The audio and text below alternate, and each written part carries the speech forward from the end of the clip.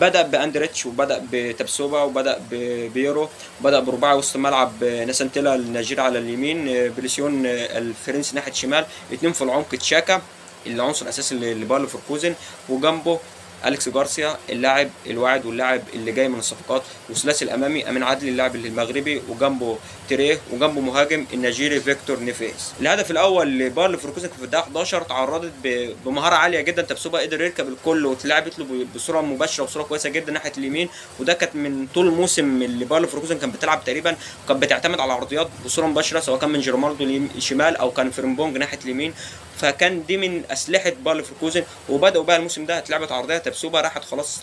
على الخط، لكن فيكتور حب يكملها وحب يضمنها وسجلها من على الخط الهدف الاول. تعال بقى نشوف هدف شتوتجارت. بالنسبه لاي هدف او اي خطا هو عباره عن حالتين، لا اما تمركز غلط فبالتالي في لعيب فاضي بيستلم بارتياحيه واللعيب ده لو عنده مهاره عاليه يقدر يعدي ويقدر يسجل، او كسل من الضغط من اللعيبه اللي بتدافع، سواء كان اللعيبه دي مدافعين او وسط ملعب او مهاجمين، المهم لاعب بيقوم بدوره الدفاعي. تعال بقى نشوف هدف شتوتجارت. شتوتجارت دلوقتي بيهاجم ناحيه الشمال، موجود دلوقتي لعيبه الباير ليفركوزن بتمركز صح جدا، لعيبه الوينج باكات ناسانتيلا بيضغط ناحيه اليمين وبليسيون بيقوم بدوره التغطيه العكسيه وراجع، وعندك الثلاث لعيبه المدافعين تبسوبا واندريتش في الوسط وبيورو، اللي الثلاثه موجودين او بيرجعوا مع الكره ويوصلوا لحد منطقه 18 بيقوموا بدورهم عادي جدا. الاثنين لعيبه اللي قدامهم من اللعيبه الهاف ديفندرات أليكس جارسيا وجنبه تشاكا، من قدامهم امين عدلي ومن قدامهم تيريه ومن قدامهم فيكتور، فبالتالي كده تمركز صحي جدا واللعيبه بتدافع. وناحيه شمال كره رايحه تاكسيميليان، الكره بتتعرض تمام، التمركز هنا صح، التمركز هنا تقف صح جدا باستثناء لعيبه وسط الملعب. انت دلوقتي انزو مولت اللاعب الفرنسي اللي كان بيلعب في الاولمبياد اتاخر عن الاثنين اللعيبه الوسط الملعب خطوتين، واللاعيبه الاثنين وسط الملعب واقفين على الدايره، واقفين قدام الاثنين مدافعين على خط واحد، لكنك انت مش ماسك ولا لاعب، واكيد شايف اللاعب قدامك،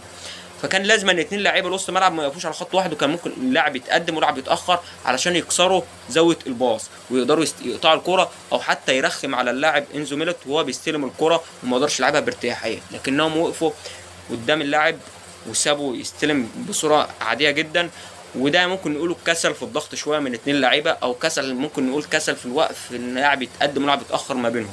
علشان يقفل الزاويه الانزو ميلوت اللي قدر يلعبها في الزاويه العكسيه او في ناحيه اليمين ناحيه شمال الحارس وسجل هدف التعادل لشتوتجارت. في حاجه اسمها نقطه عاميه، الناس اللي شغاله في السيفتي تعرف المصطلح ده، والناس برضو اللي بالسوق تعرف المصطلح ده. النقطه العاميه اللي هو المكان اللي انت مش شايف فيه اللي جاي من وراك، دي خلاصه الكلام. لو انت مثلا بالسوق واخد شمالك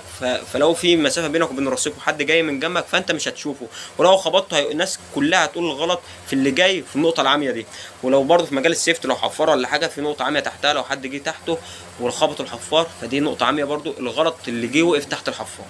تمام كده. اما في الكره النقطه العاميه هي النقطه اللي مش شايفها المدافع فيقدر يستغلها المهاجم، علشان كده في تمركز المدافعين والمدربين في الناشئين بالذات بيحاولوا يخلي المدافع يتمركز في نقطه يقلل فيها النقط العاميه علشان ما يجيش المهاجم يقدر يستغل النقط دي. لكن في هجمه شتوتجارت اللي سجل منها الهدف الثاني وهي هجمه مرتده واللعيبه كلها بترجع بيحاولوا يقفوا في اماكن صح، جه لعب هنا ريبور بيرجع بيقوم بدور الدفاعي، جاي من وراه ينداف والكره ملعوبه عرضيه ناحيه الشمال، يندف من النقطه العاميه بتاعت ريبور من وراه كده، من النقطه اللي هو مش شايفها قدر ياخد خطوه ويبقى هو اللي قدامه، وفي الوقت ده اتعرضت وخلاص بقى هنا ايه، انا اللي خلاص ركبت الجيم وانا اللي بقيت قدامك وانا اللي بقيت اقرب للكوره، فبالتالي انا مهارتي هنا هتبان، لو انا قوي ولو انا مهارتي عاليه اقدر اسجلها، لكن لو انا مهارتي مش عاليه واستلمت الكره غلط ممكن ترجع الكره للصفر وتقدر تقطعها. لكن هنا يندف قدر يسجل الهدف الثاني لشتوتجارت. تعالى بقى متع عينك معايا في هدف باير ليفركوزن الثالث، الهدف اللي في الدقيقه 88. خلاص بقى احنا اتفقنا ان اللعيبه دي اكتسبت روح الفوز وروح المكسب، وانك لازم تكسب او لازم تتعادل في اخر الدقايق، عادي جدا تلاقيهم في الدقيقه 97 والدقيقه 96 و98 يتعادلوا او يكسبوا، ده شفناه كتير الموسم اللي فات. ومن ميزه برضو الاداره وميزه المدرب زي ما قلت لك ان اللعيبه دي فضلت معاهم للموسم ده. فالتعادل في الدقيقه 2 في الدقيقه 88 ده بالنسبه لي مش هو الغريب، الغريب هو طريقه اللعب، طريقه الجون ومتع عينك. الغريب مش بالنسبه لي انا لان شفت الكره دي كتيره جدا مع جابو الونسو الموسم اللي فات، وكانت بدل مره 2 و3 و4 و5 طوال الموسم عملوه كتير جدا. زي ما قلت لك وجود اللعيبه الوينجر المفروض اللي ماسكه الخط في الداخل وهو انسايد وتبقى ناره مع المهاجم، بيدي احتماليه او قرب المسافات ما بين اللعيبه كتير جدا، خصوصا لعيبه وسط الملعب، خصوصا لعيبه الوينج باكات لما بتتقدم، المسافات بتبقى قريبه ما بين اللعيبه، والشورت باصات ومهارات اللعيبه بتبان هنا. ولما اللعيبه تكون حافظه بعض وتحركاتها خلاص بيبقى خلاص قارين، عارف مبصي وعارف ان في لاعب بيتحرك، الموضوع منتهي بالنسبه له. بعد حتى طرد تيريه اللي في بدايه اللقاء في الدقيقه تقريبا 36 او 37، حاول يغير كتير جابا الونسو، ونزل في وقت من الاوقات نزل باتريك تشيك ونزل جيرمالدو. وشوف هنا الجون بقى، باتريك تشيك هو اللي ماسك الخط، هو اللي بيقوم بمهام الوينج باك، وجيرمالدو هو اللي واخد مكان الهاف سبيس او منطقه الهاف سبيس، وورتس برده متقدم لقدام شويه وقرب ليهم تشاكا. شوف تشيك هنا وركز مع باتريك تشيك صاحب الهدف انا يعني ايه بحرقها لك، بس ركز مع باتريك تشيك. الكوره دلوقتي ناحيه الشمال، لعبها تشاكا استلم، شوف باتريك تشيك بيتحرك يروح فين، وتشاكا لعبها لمين؟ لعبها وورتز ما بصاش لتشاكا، بصها لجيرومالدو، وجيرومالدو على طول باتريك تشيك واخد مكان وورتز واتحرك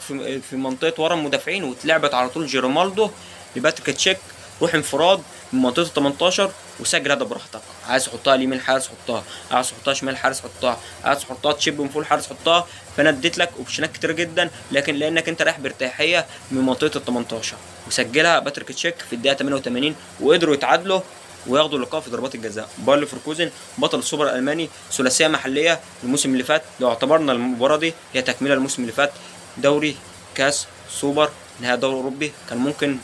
نلاقيهم نهائي دوري اوروبي متوجين بدوري اوروبي وبيلعبوا سوبر اوروبي، لكنهم في النهايه ثلاثيه محليه. الموسم ده باير ليفركوزن من المتوقع انهم يكون من الاداء احسن واحسن، زي ما قلت لك انهم احتفظوا باللعيبه، هيكون منافس قوي على الدوري الالماني، ممكن يكون من الحصان الذهبي في دوري ابطال اوروبا، ويعملوا موسم كويس جدا على مستوى دوري ابطال اوروبا.